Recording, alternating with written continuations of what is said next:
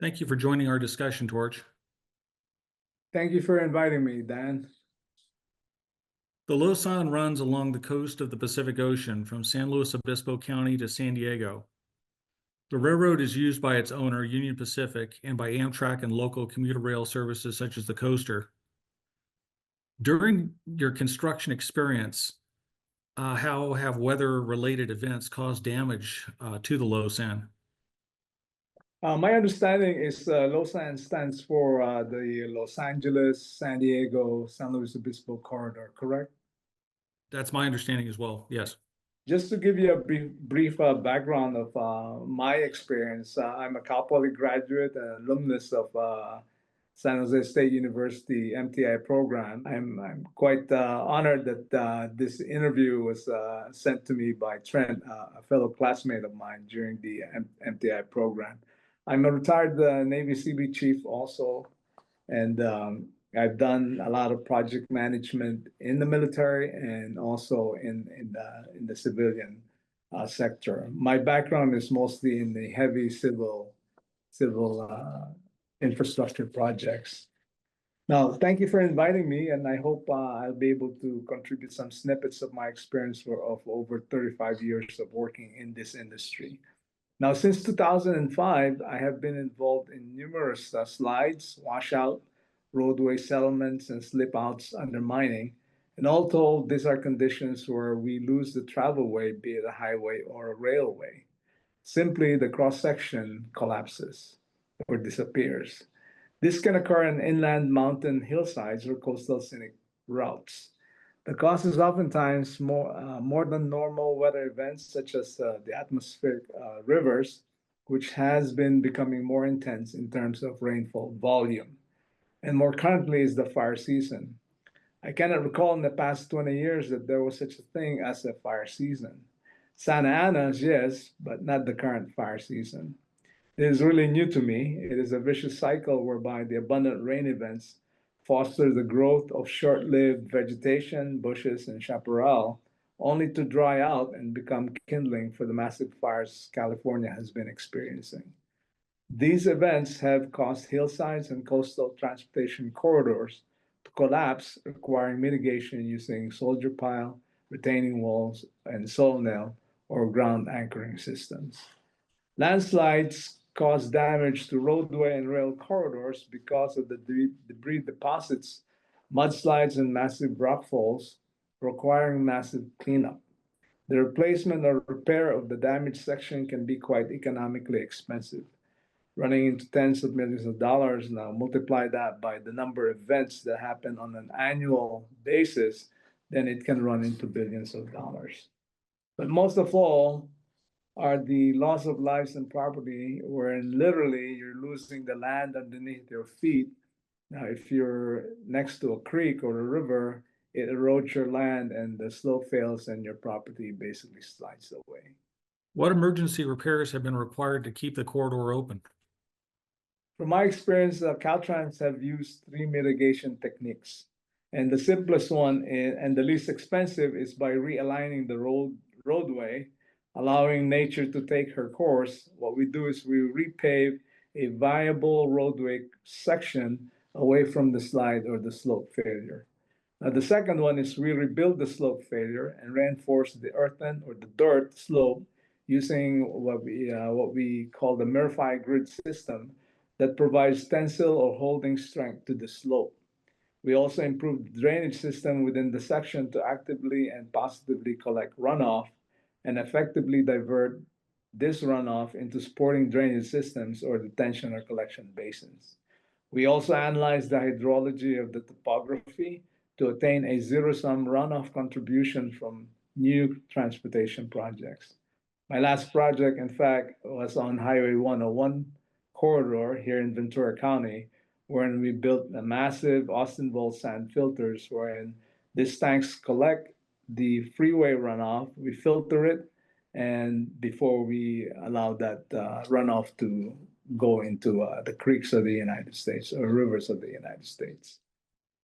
And then thirdly, which I will be able to show with some slides, is that we use retaining walls, combining soldier piles, tangent piles, and ground anchors or soil nails to stabilize the wall past the slide plane.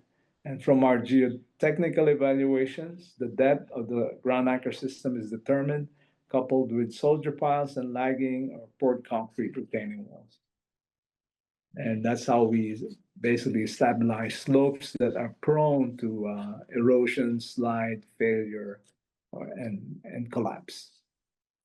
What longer-term plans have been made for the corridor to adapt to these changing weather patterns? Caltrans has been learning from these challenges over the past 20, 35 years that I've worked with Caltrans. And what we do is we're using new materials and techniques to solve the effects of climate change to our transportation system. Today, instead of using treated lumber as lagging for soldier pile retaining walls, Caltrans now specify the use of reinforced concrete fascia or wall to protect it against fire exposure. Caltrans, together with their partnership with local agencies, are proactively replacing rock wall or seawall shoreline facilities with tangent piles and reinforced concrete seawalls with wave mitigation features to protect it against high tides or storm surges. And as mentioned before, a thorough hydrological study and geotechnical investigation is executed to create a zero-sum rain event contribution, thus preventing system overloading. We do have a long way to go because our massive transportation system, including bridges, were built after World War II, and they are at least 50 to 75 years old. And that's all I got. Torch, I understand that you have a PowerPoint presentation you'd like to share with us? Yeah, just to see some of the projects that I got involved with, showing all those the challenges that we had to mitigate during my stay with Caltrans. And let me see if it's showing right now. Okay. Now, that's the title page. First off is the Pacific Coast Highway 1, when I was talking about Caltrans and our local agencies and local partners are now improving those. Instead of using rock wall, we're replacing that with a more sturdier one that will last probably 100 years. And these are the rock walls that usually abuts our beachside community, coastal communities. But due to the increased amount of surges and high tides, all these boulders that you can see are like 5 to 7 ton boulders, right? A maximum. And when the scouring happens, it undermines the base of those boulders. And as big as those boulders are, they roll away like marbles because as you can see, it's on sand, and when you scour against that sand away, basically the whole rock wall collapses. It rolls just like a marble, and it happens on our hillside too because our hillside, if there's a drainage issue or there's some water coming out of the side of the hill, that's usually what triggers it. That is, all that salt then just becomes liquefied and it just rolls away. And so what we do is we also mitigate those waves, not just that we put up a concrete wall, we also design it such that it's curved in such a way that it mitigates the wave action that's coming on shore. So it basically pushes us back. And this is what we have. And once all that is in place, this is actually supported by this H piles on 3 feet wide columns that we bury, right? And this is what we call tangential piles because they're right next to each other, they're tangent to each other. And we buried this at least 60 feet down, just so that it's way below the scouring level of the experienced seawall action. And once all that is done and all the concrete and is put in place, this is the final product. And that is really a more permanent solution to that issue that's being encountered all along the coast of California. So next one is is in Ojai Highway 33, wherein the roadway has slopes. You see that those slopes on the side, and because of the slope failure or slides, they end up depositing into the creek or the river. And what happens is the volume capacity of the creek or the river is lessened, and as you do that, the volume that's coming down does not change. So now you have a deposit, a buildup of deposit at the bottom of the creek or river. Now your volume capacity is still the same. It ends up overflowing and then undermining any future repair that you do. So what the way we solve this is what we call the Solnel wall. That is, we cut down all the way in layers, 5 foot layers, and we put soil nails into the ground, and we shotcrete it and reinforce that wall. And usually when it fails, this is how it looks like. It undermines the whole roadway. And if you have a railway, that's the same thing that happens. Now, in this project, we actually even found a cavitation that was as big as 2 rooms, regular rooms, underneath. It was a cave. So that's usually the one that precedes any sinkhole that roadways or different areas experience when it collapses. Fortunately, on this one, we were ahead of the ball game and were able to fix it. So this is how it looks like. You know, those anchors that you're seeing in there are saw nails that we drill into at least 70 feet into the cross section of the roadway, just so that there's capacity in holding that wall. And these are some of the boulders that usually come down when we have mudslides. There's usually as big as SUV trucks, and we have to blow it up just to even be able to clear it up. And that's just showing you some scale. And when it's done, this is how it looks like. You know, with riparian habitat, good for the environment. You know, we set it up, and it becomes a permanent solution to usually slope failures. And this is a video. If you have a chance to, if you see it, this is how it looks like, right? It's beautiful, right?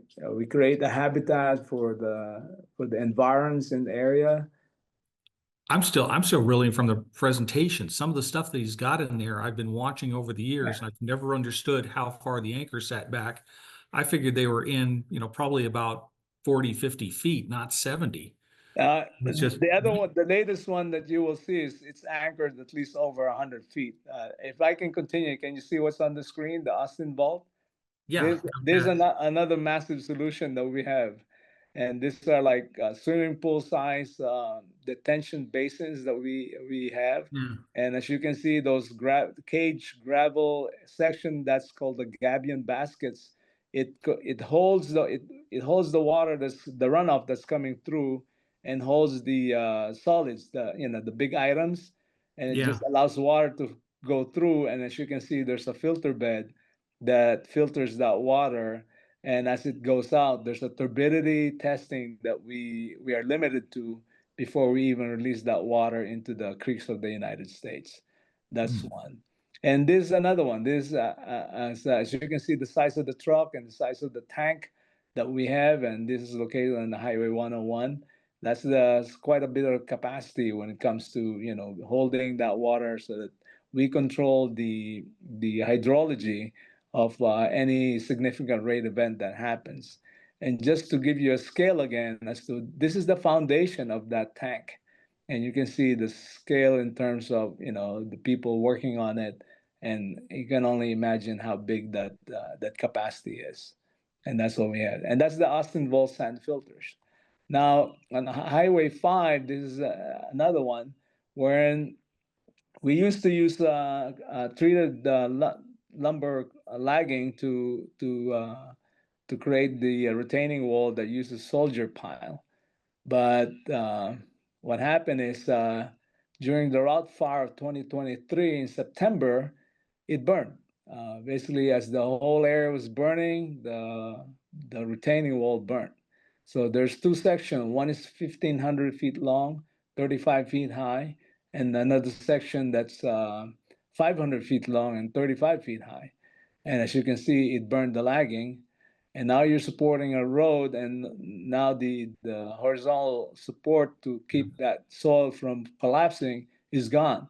So that was in September. So this was an emergency project that we had to mitigate, and we were able to do that, and we were able to open the four lane I-5 northbound in by Thanksgiving, by November. So and and this is how it looks like close up. It burned those timber laggings, and that's why I said now Caltrans doesn't use treated lumber.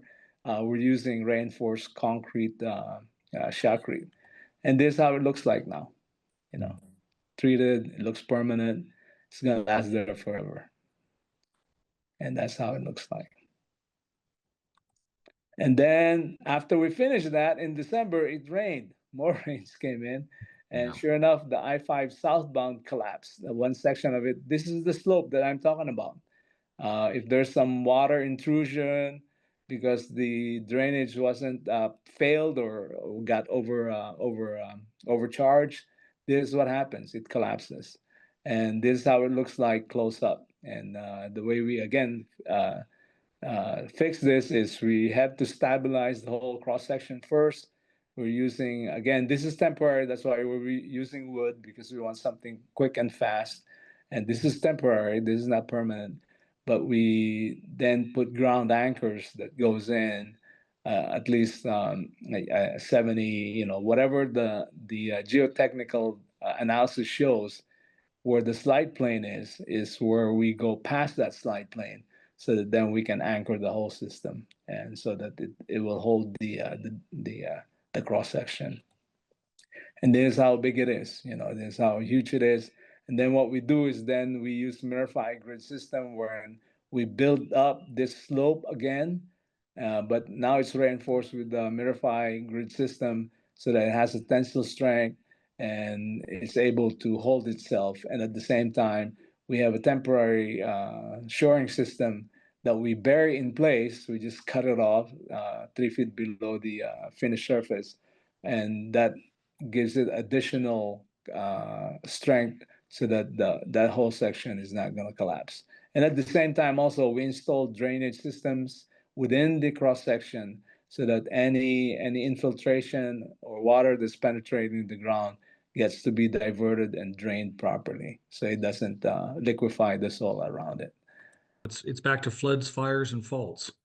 If we're Yeah. not, burning, then we're flooding, and they feed on each other, because when it floods, then you have massive growth, which promotes the next season of fire, and then It's a cycle. It's quite a cycle. Yeah. Basically, the rains come in, the vegetation grows, and becomes a kindling for the next fire that happens. So Yeah. it's quite a cycle. So, not to mention earthquakes. The earthquake also contributes, because then it loosens that dirt and all that. And the other thing too that happens is sometimes it's not even raining, and it's only summer, and you still have slope failures or hillside failures. And the reason for that is because, one, the ground is moving, and at the same time, also, when the ground is shrinking, because now it's drying up, there's movement there as it's shrinking, right? From expanding when it was wet, now it's shrinking. So there's that movement, and usually that's enough to trigger that huge volume of failure that we experience along the hillsides, along the coastal regions, and that impacts our roadways and impacts our railways, which happens to be in those corridors. Well, thank you for sharing your experience on the low sand corridor with us. You're most welcome.